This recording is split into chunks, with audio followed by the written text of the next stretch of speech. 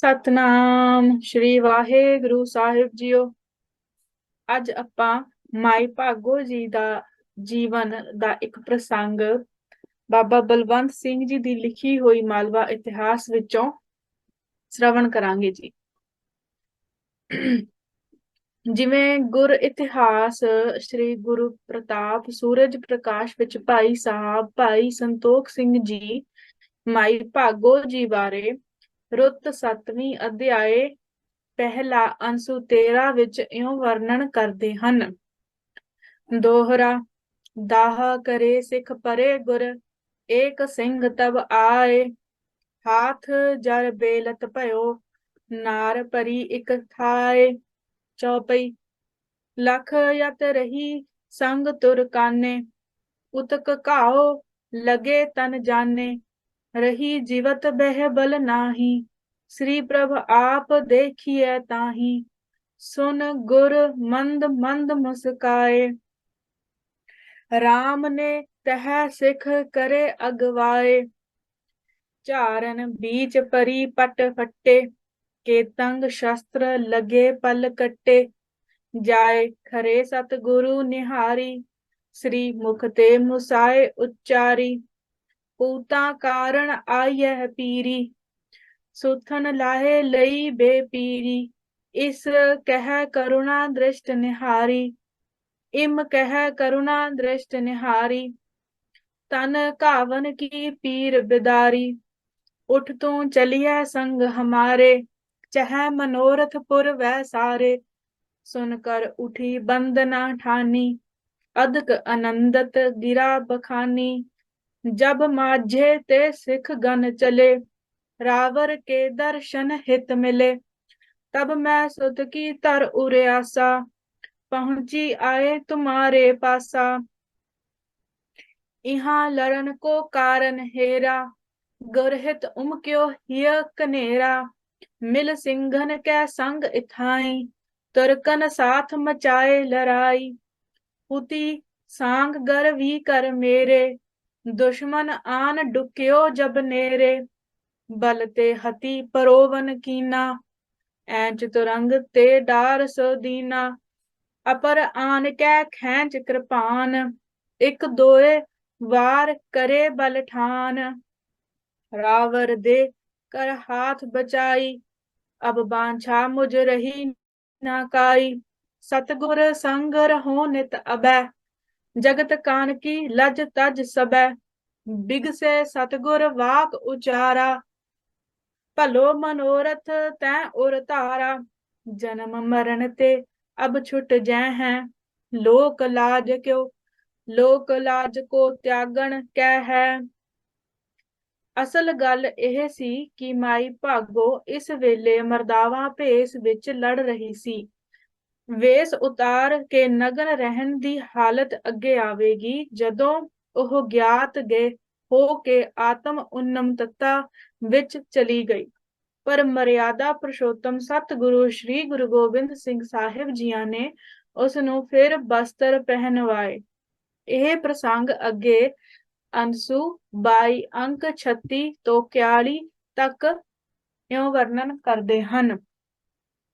ਮਹਾਰਾਜ ਜੀ ਦੇ ਕੋਲ ਧੰਨ ਧੰਨ ਸ੍ਰੀ ਗੁਰੂ ਗੋਬਿੰਦ ਸਿੰਘ ਸਾਹਿਬ ਜੀ ਮਹਾਰਾਜ ਦੇ ਕੋਲ ਇੱਕ ਸਿੱਖ ਭੱਜ ਕਰਕੇ ਆਇਆ ਹੈ ਤੇ ਉਹਨਾਂ ਨੇ ਮਾਤਾ ਭਾਗੋ ਜੀ ਦਾ ਸਾਰਾ ਪ੍ਰਸੰਗ ਵਰਣਨ ਕੀਤਾ ਕਿ ਮਹਾਰਾਜ ਜੀ ਇੱਕ ਮਾਤਾ ਜੀ ਇੱਕ ਬੀਬੀ ਜੀ ਯੁੱਧ ਦੇ ਮੈਦਾਨ ਦੇ ਵਿੱਚ ਫੱਟੜ ਹਾਲਾਤ ਦੇ ਵਿੱਚ ਪਏ ਨੇ ਤੇ ਮਹਾਰਾਜ ਜੀ ਨੇ ਜਾਣੀ ਜਾਣ ਸੀਗੇ ਤੇ ਮਹਾਰਾਜ ਨੇ ਮਨੇ ਮਨ ਮਹਾਰਾਜ ਜੀ ਮੁਸਕਾਉਂਦੇ ਰਹੇ ਤੇ ਮਹਾਰਾਜ ਆਪ ਚੱਲ ਕਰਕੇ ਮਾਤਾ ਜੀ ਦੇ ਜਿਹੜੇ ਫੱਟੜ ਸੀ ਜਿੱਦਾਂ ਮਾਤਾ ਜੀ ਉਹਨਾਂ ਦੇ ਸਾਰੇ ਮਲਮ ਪੱਟੀ ਕਰ ਰਹੀ ਤੇ ਉਹਨਾਂ ਦੇ ਹਾਲ ਚਾਲ ਪੁੱਛਿਆ ਤੇ ਮਾਤਾ ਜੀ ਨੇ ਆਪਣਾ ਪ੍ਰਸੰਗ ਦੱਸਿਆ ਕਿ ਮਹਾਰਾਜ ਜਿਵੇਂ ਮਾਝੇ ਦੇ ਸਿੰਘ ਆਪ ਜੀ ਦੇ ਦਰਸ਼ਨ ਕਰਨ ਆ ਰਹੇ ਸੀ ਉਸ ਵੇਲੇ ਮੈਂ ਵੀ ਆਸ ਠਾਨੀ ਸੀ ਕਿ ਆਪ ਜੀ ਦੇ ਦਰਸ਼ਨ ਕਰਕੇ ਆਪ ਜੀ ਕੋਲੋਂ ਵਰ ਪ੍ਰਾਪਤ ਕਰਾਂਗੇ।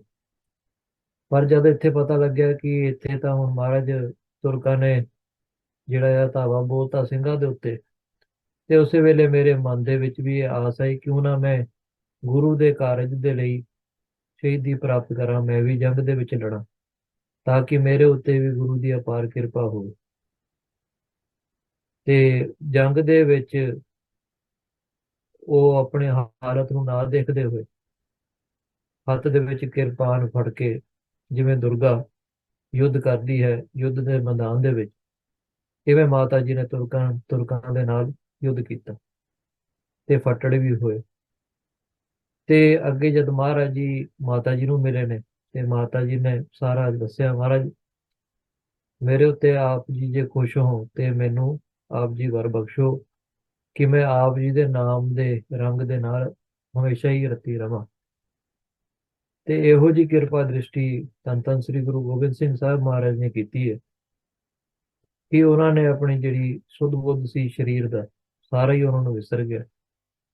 ਤੇ ਇੱਕ ਹਾਲਤ ਜਿਹੜੀ ਹੈ ਕਵੀ ਜੀ ਨੇ ਵੀ ਦੱਸੀ ਹੈ ਸ੍ਰੀ ਗੁਰੂ ਪ੍ਰਤਾਪ ਸੂਰਜ ਗ੍ਰੰਥ ਦੇ ਵਿੱਚ, ਜਿਹੜੇ ਅੱਗੇ ਦੇ ਪ੍ਰਸੰਗ ਦੇ ਵਿੱਚ ਅਸੀਂ ਸਰਵਣ ਕਰਾਂਗੇ, ਕਿਵੇਂ ਮਾਤਾ ਜੀ ਨੇ ਆਪਣੇ ਦੇਹ ਦਾ ਜਿਹੜਾ ਤਿਆਗ ਤੇ ਦੇਹ ਦੇ ਉੱਤੇ ਜਿਹੜੇ ਵਸਤਰ ਸੀ ਉਹਨਾਂ ਦਾ ਵੀ ਤਿਆਗ ਕੀਤਾ ਹੈ, ਕਿਉਂਕਿ ਉਹਨਾਂ ਦੀ ਜਿਹੜੀ ਸੁੱਧ ਬੁੱਧ ਸੀ ਉਹ ਆਤਮ ਤੱਤ ਦੇ ਵਿੱਚ ਲੀਨ ਹੋ ਚੁੱਕੀ ਸੀ। ਹਾਂਜੀ। ਮਿਲੀ ਮੁਕਤਸਰ ਭਾਗੋ ਮਾਈ, ਵਧੀ ਪ੍ਰੀਤ ਗੁਰ ਮਹਿ ਅਧਕਾਈ। रहबे लगी दिगंबर सोई, लाज कान लोकन की खोई। कथा वेद मह जिसकी अह, नाम गार्गी नगन सो रह।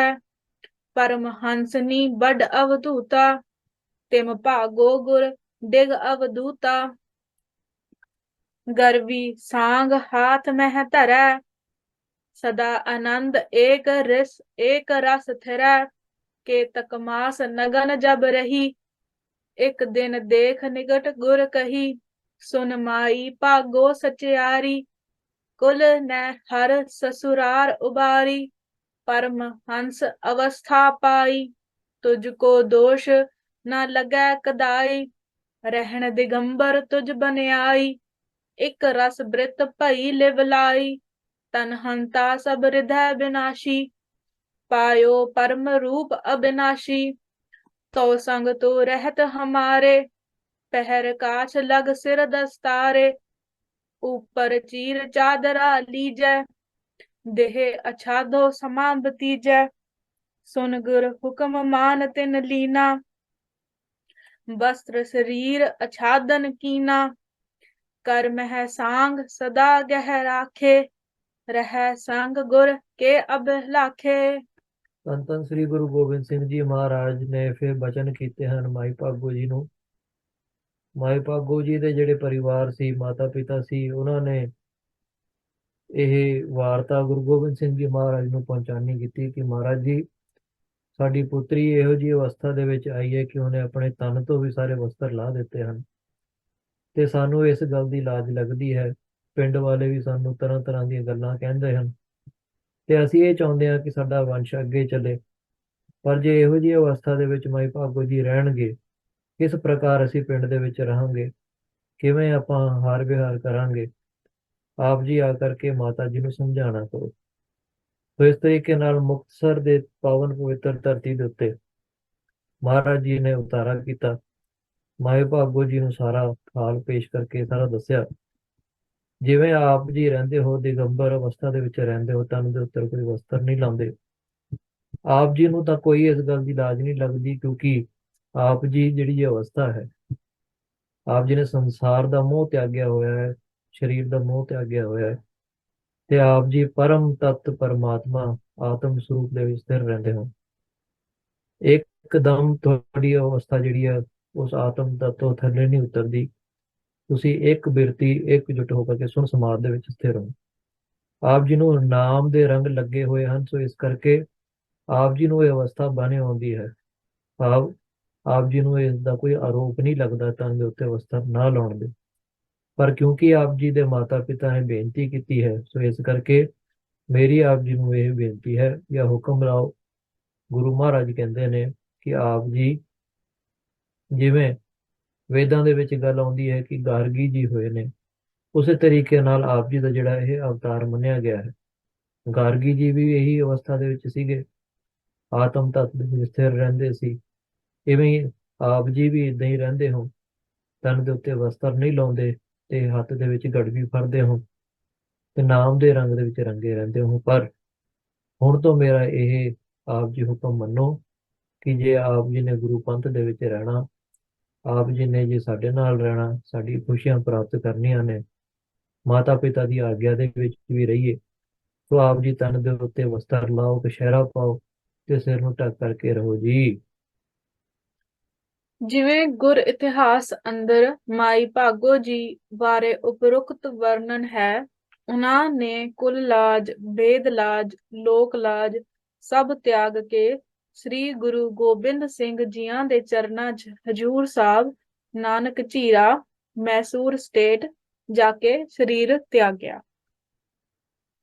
ਐਸੇ ਹੀ ਮਾਤਾ ਜਿਉਣੀ ਦਾਸ ਜੀਆਂ ਨੇ ਧੰਨਤਾ ਯੋਗ ਮਹਾਰਾਜ ਬਾਵਾ ਬੀਰਮ ਦਾਸ ਜੀਆਂ ਦੇ ਚਰਨਾਂ ਵਿੱਚ ਪਹੁੰਚ ਕੇ ਜੀਵਨ ਮੁਕਤ ਅਵਸਥਾ ਨੂੰ ਪ੍ਰਾਪਤ ਹੋਏ। ਅੱਗੇ ਕੁਝ ਕੁ ਜੀਵਨ ਝਲਕਾਂ ਮਾਤਾ ਜਿਉਣੀ ਦਾਸ ਜੀ ਦੀਆਂ ਅਗਲੇ ਪ੍ਰਸੰਗ ਵਿੱਚ ਆਪਾਂ ਸ਼੍ਰਵਣ ਕਰਾਂਗੇ। ਵਾਹਿਗੁਰੂ ਜੀ ਕਾ ਖਾਲਸਾ, ਵਾਹਿਗੁਰੂ ਜੀ ਕੀ ਫਤਿਹ।